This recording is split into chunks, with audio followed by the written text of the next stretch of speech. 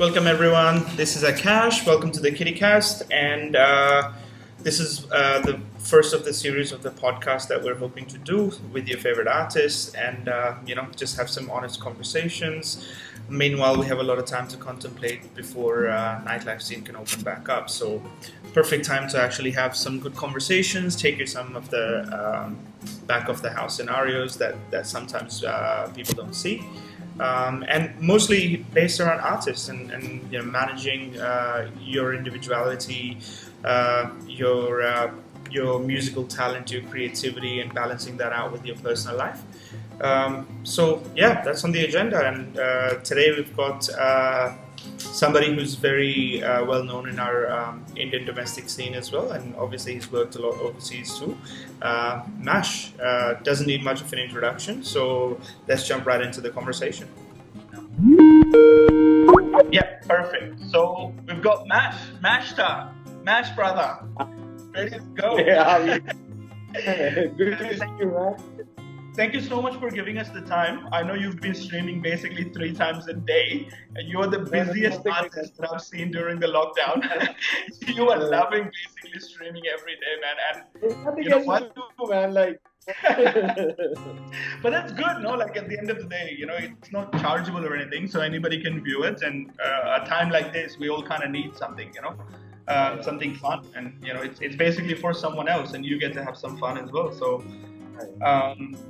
I wanted to just dive into a conversation we've had offline as well, and I thought we've met a couple of times, we've known each other, we have a lot of people in common as well that we know.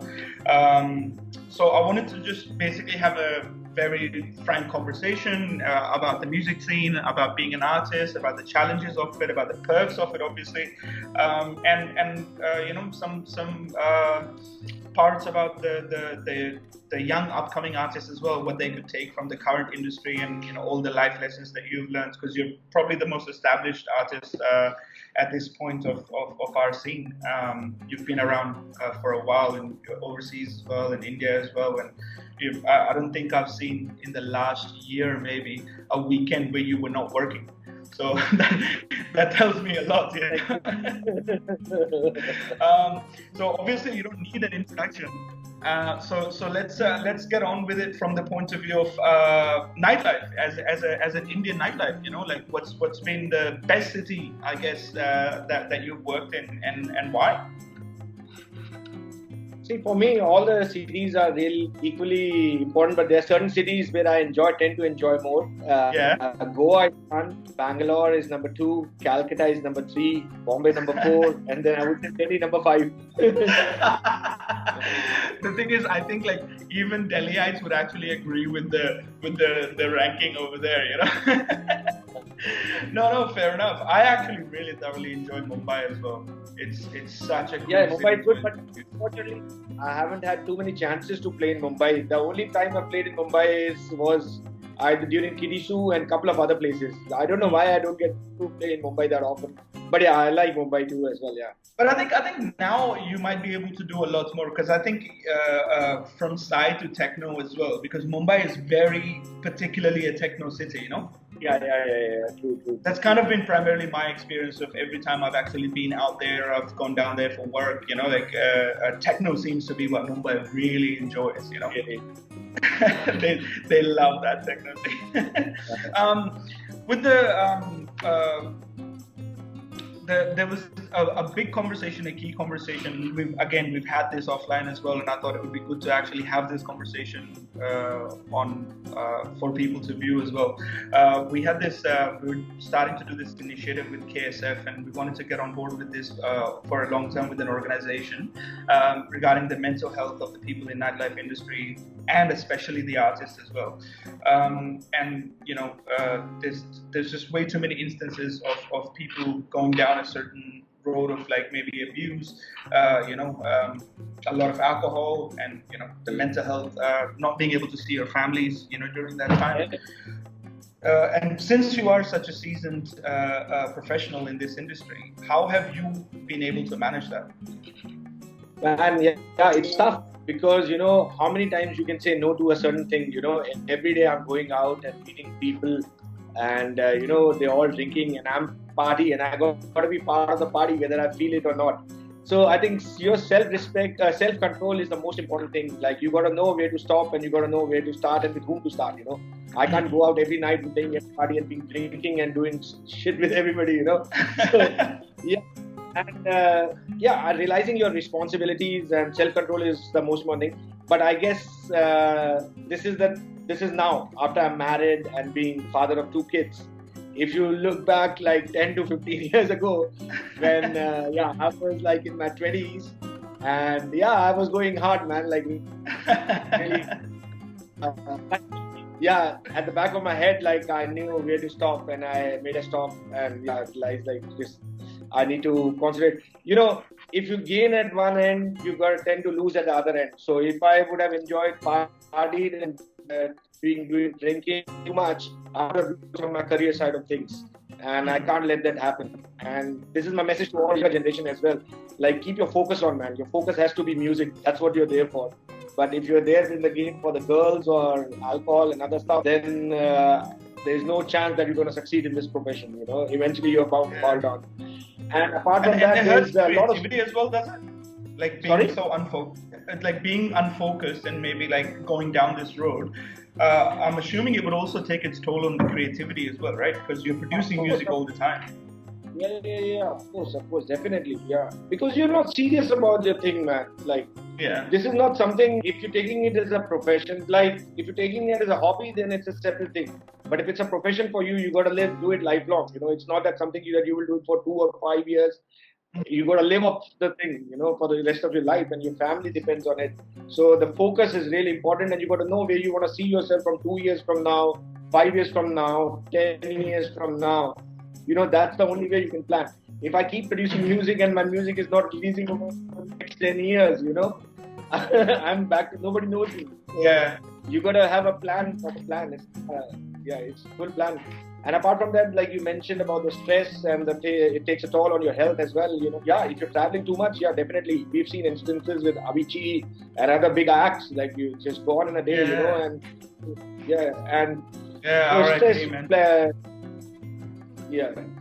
So stress,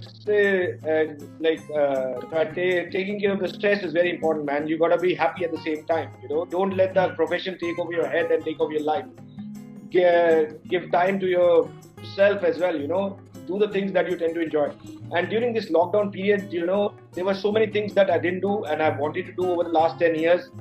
But because I felt like if I do other things, I would lose up on music, I would lose up on gigs.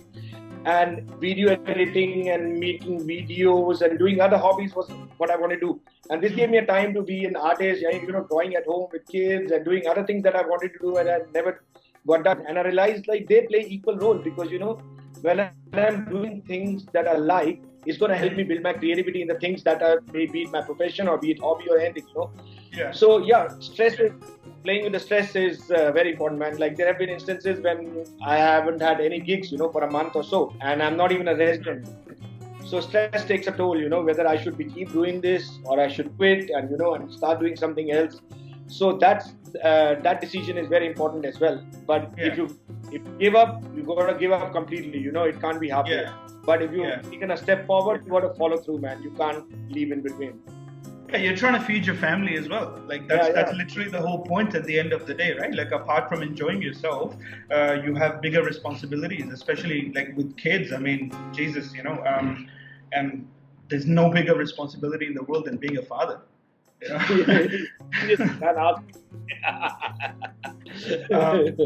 No, I can trust me, I can imagine, and because obviously we all had our own fathers who looked after our families, and obviously with time a lot of things have changed, and now the way the outlook might be a little bit different, but at the end of the day, knowing that like my work actually is away from even what I do as a profession, it's also so important because I've got to actually put food on the table.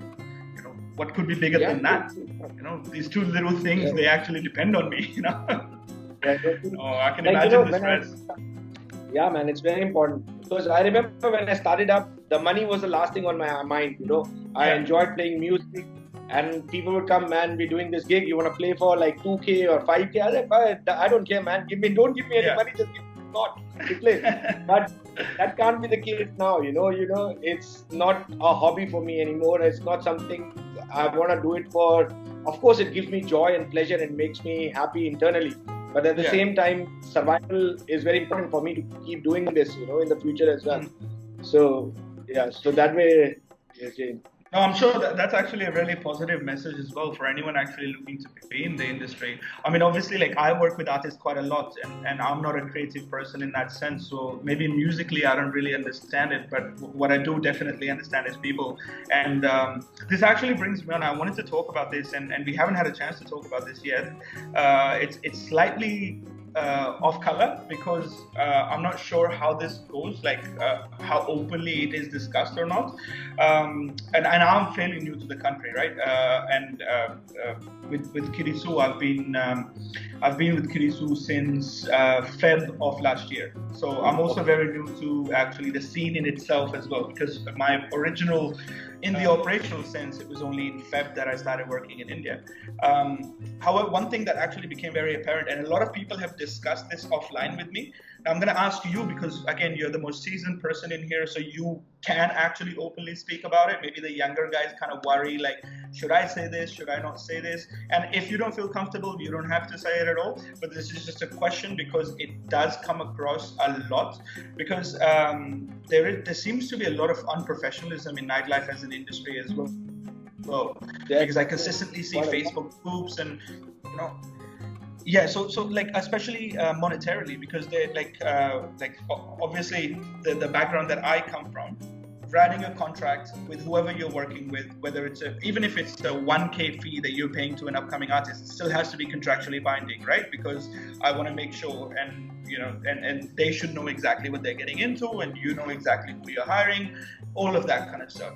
But that seems to be an outlier. So it seems to be that no one in the industry does that, and it's just basically dependent upon personal relationships until those personal relationships go sour, and then people stop getting paid. And that's a tough situation for the artist to be in. So I wanted to get your take on that. Like, is that for real? Is that how it works through? And why hasn't it changed anymore? Man, it's true. Yeah, like keeping some of the pro clubs aside, like Kitty Sue and other big brands, most of the clubs don't even care to send a contract.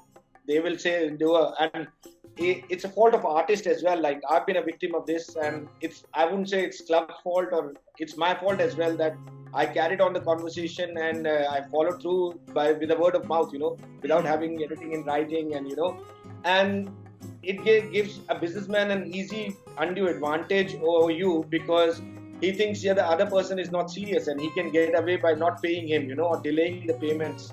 So, and that's what the reason most of the clubs. But some people are actually corrupt, they don't want to pay.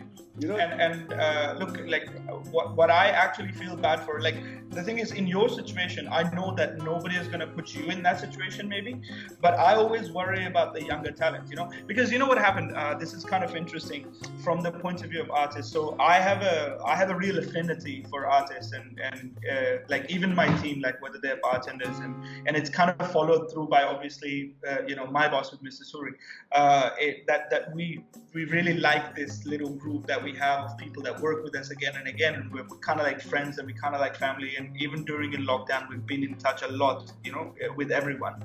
And with some of the upcoming artists, it worries me a lot because those guys won't be able to do anything. Like if someone tries to get tough with me, I know how to follow it through, right? I'm a seasoned professional. I've worked in 6 different countries. I've done almost 82 pre-opening projects in my career. Like, I'm not really looking at a small issue and thinking, oh, somebody's going to be able to get away with that. I know today or tomorrow they'll actually sort it out, because they're going to have no option. The younger and the inexperienced talent is what worries me. And the reason why it came to me was sometimes what happens is even the acts that we book straight away, like let's say first time I've booked an act, or we're going to be giving somebody the first time that they're going to come and perform with Kitty Sue, any of the Kitty Sues across India. Their expectation is that they would get paid on the same day, which kind of doesn't work, obviously, for an organization.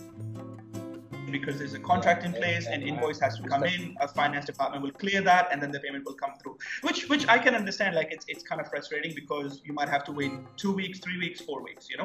There is a period mentioned in the contract though, because I never say to people, hey, yeah, you perform today and you get paid, but we always make sure that the payments actually go through. Like the amount of stress that coronavirus crisis and the lockdown put on us as well, because there was pending payments, but the problem is we had no one at the office and we can't get anyone at the office, and I like gave me sleepless nights, man, because I'm thinking people need this, especially now, because they need to buy food and all of this. And finally, like all the rights people in the company got together. We've actually found a solution and we dispersed it all. I think this week the last ones are going through, because obviously since March 15th the nightlife has been closed, so all of the payments were for before that. But it brought me to a larger conclusion that this is like the problem exists far deeper, because the reason why maybe people expect that on a daily basis, that like I perform now, can I get some cash, is because of that unprofessionalism that has been around for such a long time. And I don't understand why, even from the artist point of view, there hasn't been no change in that, because obviously there's some set-in artists and there's some great local talent in India. There's yourself, there's Blots, there's Vinayaka. I mean, you could go, like the list is forever. And now obviously you guys are going to get a lot of work for a long time once the industry reopens. Okay. But no, for sure, because look, international talent is not going to travel. That's for sure. And nightlife is all going to be about the Indian talent now, which I'm really happy about. Puts people on the map. Yeah, of course. Let's use homegrown. What's better than that?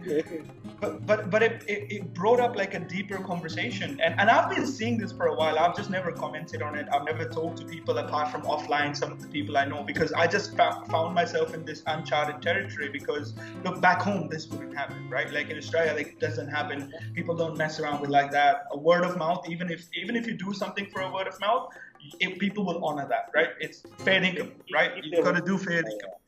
But here, like, it's a little bit strange, and it's even more strange that now people are using social media, and there's groups for this, even for promoters, even for the artist side. But how did this ever get to that? Like, even from the beginning, when people started to book your local acts, your Indian talent, and why did that reputation continue that yes, people can get away with this by mistreating talent, Yeah. Basically, I think the whole process never got streamlined. I would divide the artist in two different categories. There are artists who gets managed by the agency or have their manager or management in place. So for them, I think the process is much more streamlined, because the agency will send a contract, the club will send a contract, and they will come to a mutual agreement where, okay, maybe 15 days or 30 days or 45 days or before the event. For some of the top international artists, you got to pay in advance as well. Yeah. So they won't even fly. Yeah. So it's basically the mutual understanding between the artist management agency and the club itself management. But then there comes the artists who are just upcoming, and they don't have an agency in place. They don't have it, but they want to have gigs. They want to be seen playing, because that's the step forward. And that's where it all messed up for everybody, because there are way too many of them, man. All of them started paying for free or even 5K, and okay, what the word about? I know artists who paid 10,000. There are promoters in Delhi who would charge. If you're a fresher artist, you give that promoter at 10,000 rupees, and he will put you on a lineup. What? Yeah, man. So you literally pay to play. Jesus Christ! Oh my God! Like literally the exact opposite, right? Like you're the artist, you're doing the sets, oh my God, man. No, and it's surprising. I can't blame anybody, but so that's where it got messed up, and these guys did not take it seriously, because they are like upcoming, and because the club owners or the management and other people realize, and other promoters realize, okay, these guys can be manipulated. So and then there are artists who are medium level artists. You are neither at the top or still have few years of experience, but they realized all these younger generation is coming and taking the slots that they should be playing. So they got to step down as well. Oh, Jesus. Okay, man, I'll reduce my fees from, especially in the underground scene, man. Not talking about the commercial scene, but especially in the underground scene, in techno and all, because we all know that the money is not too much, but everybody is passionate about playing and getting singing and showcasing their music.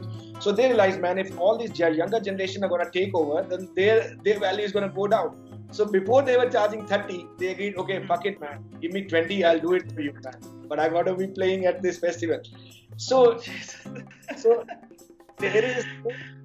At the back end, there's no streamlining agency to, regulate the pricing for the artist or regulate the, efficiency of payments or, and that is why people could just look after their best interest, really. Because the thing is, competition in the marketplace and obviously the fees suffering because of that, at least that I could understand, right? Like, because anything you put a lot of competition in, the prices come down, right? What I don't understand is what gave people this idea that they can get away with this. Like, they can get away by mistreating someone. They can get away with there's some good guys though, like in the online scene now, that are doing some really, really good work. There's actually a group of I think it's blacklist group for artists and promoters and venues. So basically you can air out your issues, and they do a really good job of kind of going forward and helping each other out if there's a breakdown of dialogue, or maybe somebody's just being manipulative and somebody's mistreating people. So they make it public in case that, hey, look, these guys don't want to resolve their issues, so please don't work with these guys. The rest is up to you. You're free. Yeah, but that's also like, just they deframe the artist. There's nothing you can do again. They deframe the agency or a club.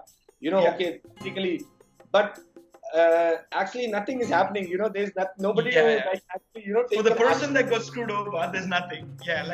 For the future, maybe people will look at that group and say, okay, I don't want to work with this venue because they've done this, and this in the past. But for that particular artist, there's nothing to be done apart from trying to mediate. It's oh man, like sometimes things like that really like shake my faith in people. Like, Jesus, like we need. Like, this is such a small industry, it's such a small industry, especially in India. Like, I travel to obviously Mumbai and Bangalore quite a lot because of our venues there with KittyCast Mumbai and KittyCast Bangalore.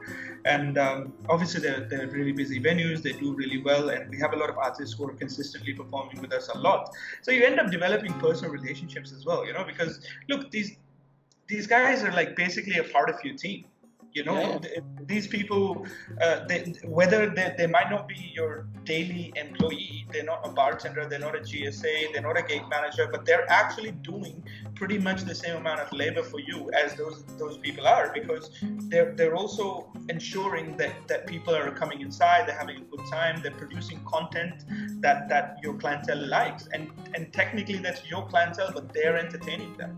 So it's really, really shady, and it kind of, like, the first time I found out, I was shocked, because I'd never seen that before. I'd never seen like, oh yeah, that would be the case, because obviously I've started with KittyCast, and the first time I saw our booking process, I was like, okay, fair enough, maybe we can streamline a little bit from here to here to here. But obviously it was all on paper, like there's a proper contract in place, we do the MOU goes with the invoice. It's like exactly how it should be for everyone. Doesn't matter what they're getting paid.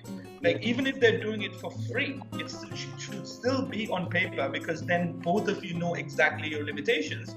Me as the venue, and the artist as the artist, that, hey, look, this is what I deserve, this is what we've agreed upon, and this is a business that we can do together, because I need some service that needs to be performed. But the first time I saw that, I was like, oh, like, what? People just do it over text messages?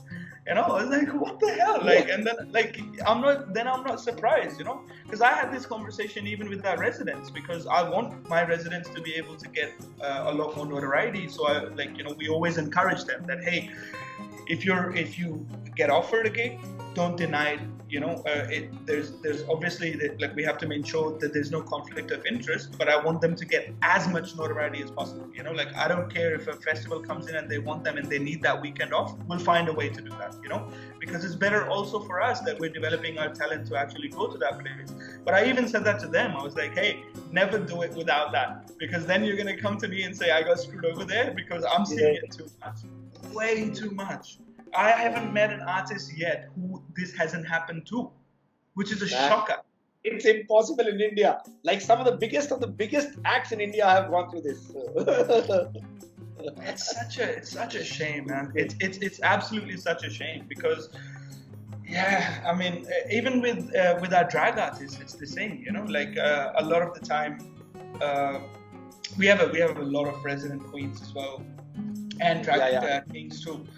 So and some of them like get their first shot with us. So like their first show ever is going to be at Kitty. So and right from there on, we set that practice in place that hey, even if you work somewhere else, which you can, what you shouldn't expect is it.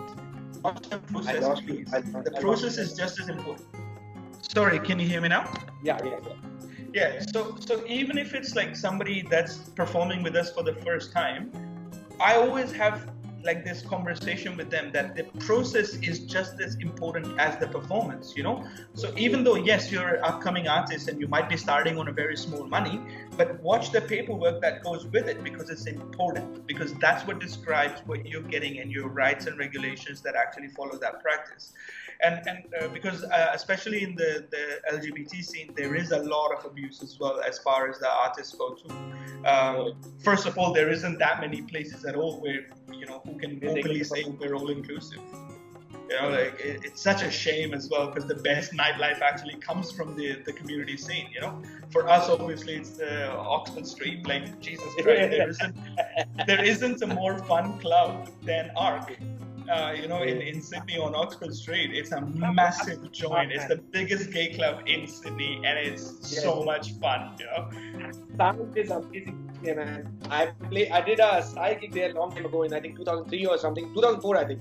And the sound is amazing. The whole circle, and it's just really. I used to love going there, man, because the first time I went there, I got offered drinks everywhere, so everybody's offering me a drink. I was like, oh, so this is what it must feel like to,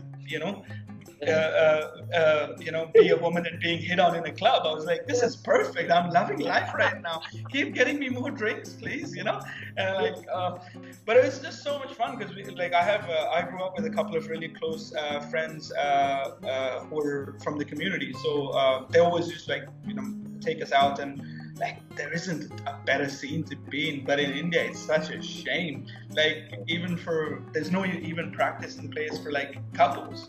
So if you're like a gay couple or a lesbian couple, they won't actually charge you a couple price. What the hell? So you're basically indirectly saying, pay for 2 stacks. 2 stacks, Well, you're right, man. Yeah, actually. Yeah, but it's also a surprise. But I think we discussed it offline as well. That obviously there's some catching up to do as far as even the social standing of the community goes. I mean, for us, I don't really have any major problems ever. Thursday nights are the most fun nights to be at Kitty Zoo with the Pure Love Thursdays across the country. Of course. The place is packed every Thursday. Without fail, and it's quite cheaper as well because we keep it fairly down because it's a weeknight as well, so we're not expecting people to be able to have massive amounts to be able to spend for a weeknight to come out, and I've realized so many straight couples started to come because they just feel safe. They know that nothing is going to happen, and the affinity of straight women for drag is absolutely amazing as well. So drag queens are probably the best at makeup, so they absolutely love the art form of it all, the transformation, but it's kind of more than to a normal woman, man, sometimes.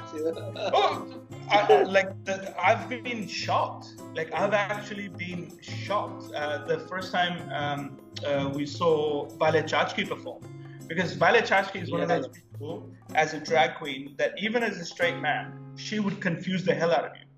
You know, it's like, what the hell is going on? Like, should I be finding this attractive? Like, should I be questioning now exactly what's going on? It's amazing to me. You know? So basically, let's talk about obviously because you've been performing for such a long time. Let's pick some of the highlights.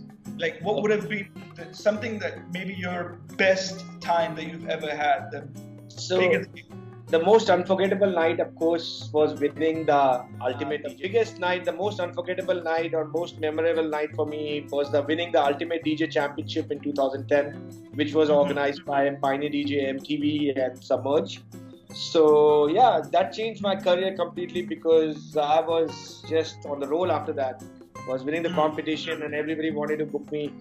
And apart from that, like there have been many unforgettable gigs, like playing the Earth Dance Festival of Peace in New Caledonia was an amazing experience for me. Oh, like really one of the best gigs for me. Yeah, is beautiful as well. Yeah, I've been there twice, man, and first time I was there for almost 20 days, so it was really good. So yeah, beautiful country and beautiful people, amazing time. And the best thing was all of them spoke French. Like the people I was staying with couldn't even speak a little bit English. So the only way of even the island is French speaking, no? Because it's actually an original French territory. And even the currency is francs as well.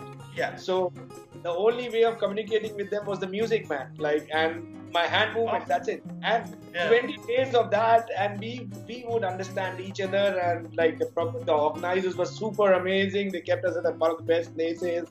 So it was like really amazing experience for me that time. That's fantastic. All right, so now let's balance it out with the worst gig ever. The worst experience of it. I did tell you this before offline.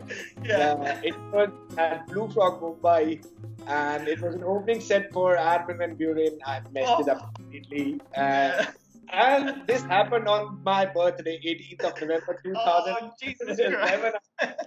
And yeah, I'm wincing hearing that. You know, every time I hear that from you, I wince a little bit. I cringe because I feel like, oh my god, imagine like, you know, opening for like Armin and then you mess up and you're like, there's this big guy, you know.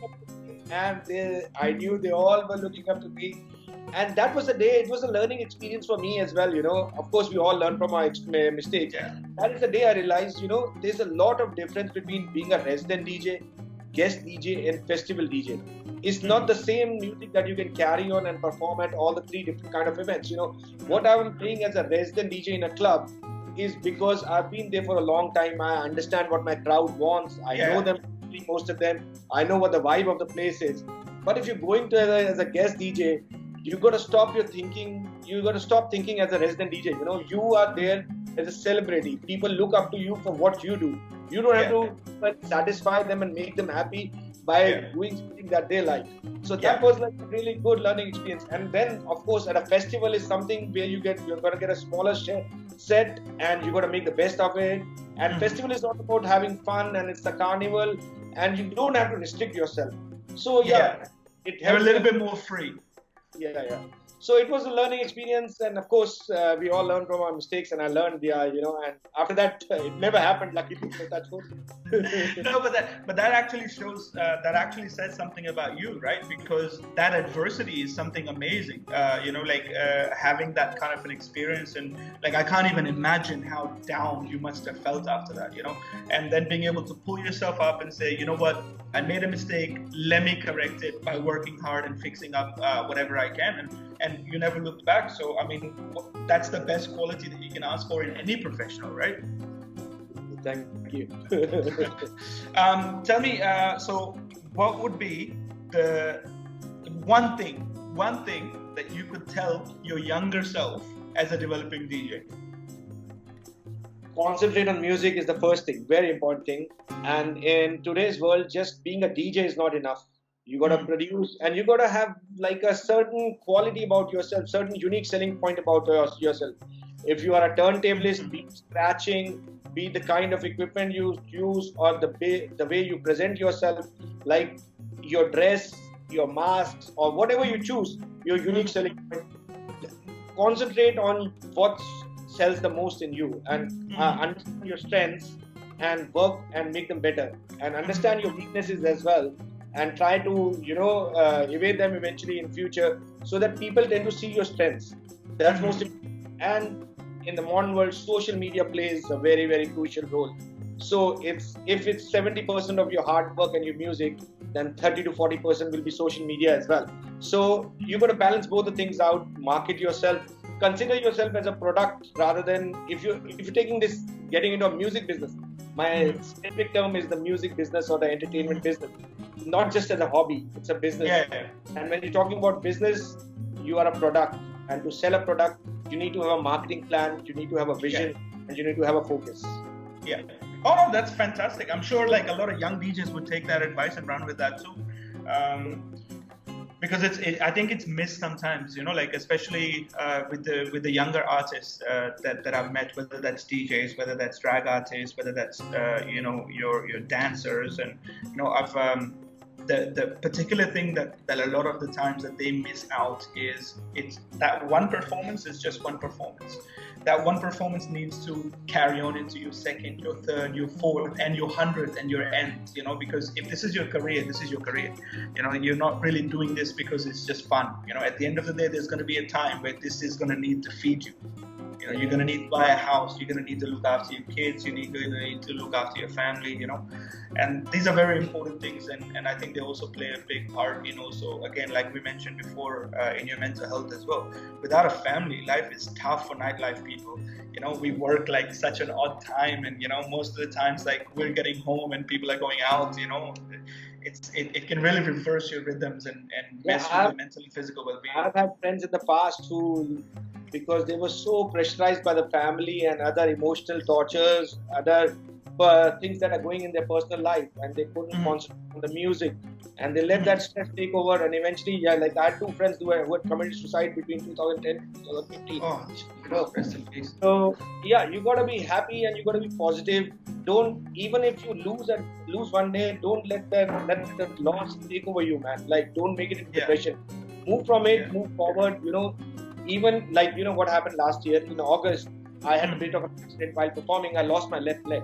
Nobody knows. I still can't run, or I won't be able to run. Even now you know. Yeah, nobody knows that. And from September to December, I couldn't do anything. All my savings were gone in operation and treatment. And it's December end. I was doing gigs on wheelchair and still trying to make my wife would travel with me. So we were hardly saving any money because I had to buy her ticket as well so that she could carry me on wheelchair. So I did a couple of festivals in Goa and then in January. And still, after the lockdown, because I couldn't carry on with my physio. So my leg is gone back now. But I'm not going to lose hope, man. Like, even if it's one leg, I'm going to go kill a fish. Hell yeah. 100%. Well, but that's an amazing insight, man. I don't think anyone knows. I think passing by, even before the lockdown, I think I saw you at the Emily Lenz gig, when I think, I still had that brace where I could get at a certain angle. So I can only move my leg up to 75 degrees now, not fully. So, and that's got to stay for life now. So. Oh, hey, you know what though? Your spirit, man, physical part is only one, then you've got that spirit of a warrior. I mean, I love that. I can't believe that you've never even mentioned that and you went through such a tough time. That's incredible, because in public life, I don't think people know. I definitely didn't, close one, no, but it was a really tough time, man. Like, those 3 months. And the worst was it happened while performing, I was performing. So that's another point I want to bring forward for all the, you there? Yeah, I can hear you. Yes, and the clubs and the management and, how it happened. I was performing in a club. And I'm not going to name anybody, so it could happen to anybody. So behind where the DJ stands, there was a big hole in the stage that went 10 feet deep. And they had covered it with carpet. No, that's the worst thing. And in the dark, I'm halfway through my set at about 12:15 in the night. And somebody removed the carpet because they were stacking their alcohol hidden from the excise down there. Oh, no. So they took the alcohol out and forgot to put the carpet. I jumped and I fell into it, and my leg was broken right then and there. Like it was in pieces.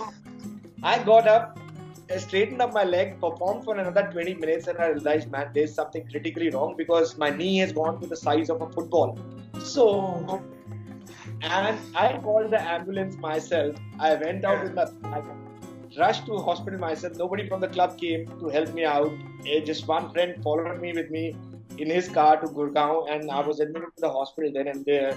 And next day, instead of supporting me, you know, they deleted the video footage as well. So,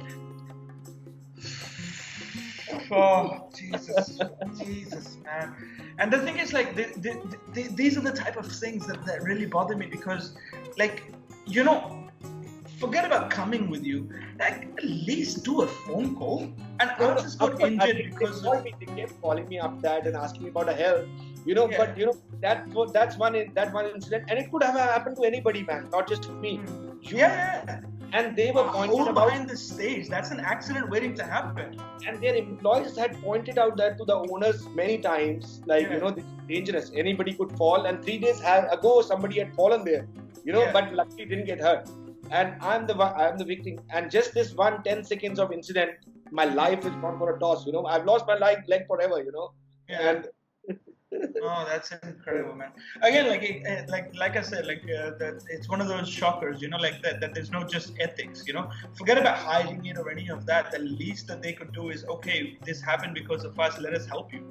You know, let us at least help with the treatment. Let us at least check up on you. Let us at least find out, make sure that you're not really struggling at this time, because that was a dumb move, man. Like, I've got to be honest, like, you know, that's a really stupid thing. I mean, you know, like, people can fall at any time, but this is just an accident waiting to happen. You know, like, who the hell has a hole in the behind the console? I mean, that's like you are almost like doing it on purpose to hurt the artist, because like when you're playing, you're not going to look behind you, you know, you're just communicating with the crowd and all of that. So you can walk right into it at any time.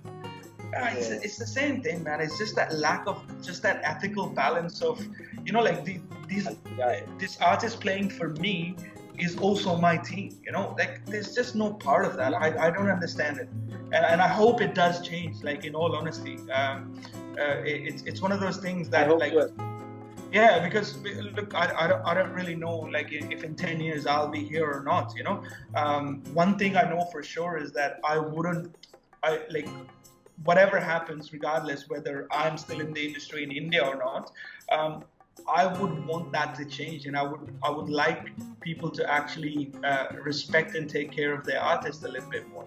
And one of the big reasons why I actually quite really love working with KittySo is exactly that, because the one thing that I've seen directly, because like even away from the official communication, I love working with Mr. Suri purely because of that, because he's directly in touch with the artist. He doesn't care, you know, like he will, if there's an issue, people are welcome to approach him. He's so approachable, and it's so kind of like, imagine an executive director of a company who's able to be in touch with all of his artists like that. You know, to me, that's incredible, and that's one of the key reasons why I love working. Yeah, no doubt. He's one of the best bosses I've had, man. I've traveled with him to Amsterdam, and you know, obviously meeting him for meetings all the time. And there's a level of motivation and inspiration that comes through him, you know. I just look up at him and I'm like, man, this guy is so much focused. Why can't I be? Also, he actually loves the creativity. He his main focus is always creativity, because say like mine and his conversations are exactly like that, because he's always like on that creativity level, you know, and I'm always a little bit more numbers and the didactic focus, and I'm not a creative person, so we're always like going like that, you know. But to me, like, that's kind of the best balance to possibly have. And just like I know for sure that if any of my artists is ever in problem, in an issue, I know that whatever the situation, they'll definitely get help. They'll definitely be helped out and you know, sorted out. And there's nothing more that at least I want, you know, as far as my team goes, that you know, I want them to be able to get looked after no matter what the situation happens, because you don't know what's going to happen. You know, none of us knew that the country was going to get shut down for 2 months, you know. So like, these kind of things, they you don't know how life might go at any given time. So yeah, no, all right. I just wanted to thank you so much, man, for giving us your time and taking time out from your schedule for us. There really isn't a lot for people to do at the moment. So this is a series we started to kind of maybe just help entertain people and give them some background perspective of the nightlife that they enjoy. Great idea, man. Great idea. And yeah, definitely great to catch up and chat with you as well and get to know you a little bit more. So I'm easy, man. I'm fairly open. Can you also tell? Can you also please help out people who want to find what's the best place to find your music? So I know you're on Spotify as well, and yeah. So yeah, basically like for different projects, for commercial, after commercial house and stuff, I go under the name of DJ Mash. For techno and progressive, it's Master, and for psytrance, it's Pulse. So Master is the project that I'm concentrating mainly on and doing a lot of releases. So you can check me out, check out my music on Mixcloud, SoundCloud, YouTube, and Spotify. All goes under the name of Master Music. And for DJ Mash, it's official DJ Mash. Perfect. And on Insta as well, it's the same? For Insta, like I've got a single account for all the 3 pictures because I post a lot of videos and pictures there. So it's DJ Mash _M. Perfect. So please guys go and follow Master, and I'm sure that you guys will actually have a lot of good music to listen to during the time of lockdown. And thank you for joining us. I know the quality is not the best at the moment because of the lockdown. There is not a lot of equipment as well. As you can see, I'm also sitting in my room, and then Mash is also sitting in his room because we don't really have that much tech at the moment. We can't leave the house. So thank you so much for bearing with us. We know the quality is not the best. Hopefully you guys all enjoyed it. I definitely did. The conversation was absolutely fascinating. Same here. Thank you so much. Thank you everyone for joining us, and please follow us on KittySoo on YouTube, Facebook, and Instagram. You'll be able to find us quite easily. And thank you for listening, and stay safe. And good luck to you all. Thank you so much. Awesome. Thanks, Cash. Thank you very much. Thank you so much, Nash. Thank you. Good night, man. Yeah, Xavier, man. We're gonna party together soon now. Yeah. As soon as it opens up, it's on me. As soon as it opens up, it's on me. I'm not kidding, huh? Like, I'm out of my alcohol stash. The moment the day opens up, we're getting a lot of it together. Cheers. I'm game for it. It was a great conversation, man. Thank you so much. Xavier, man. Cheers.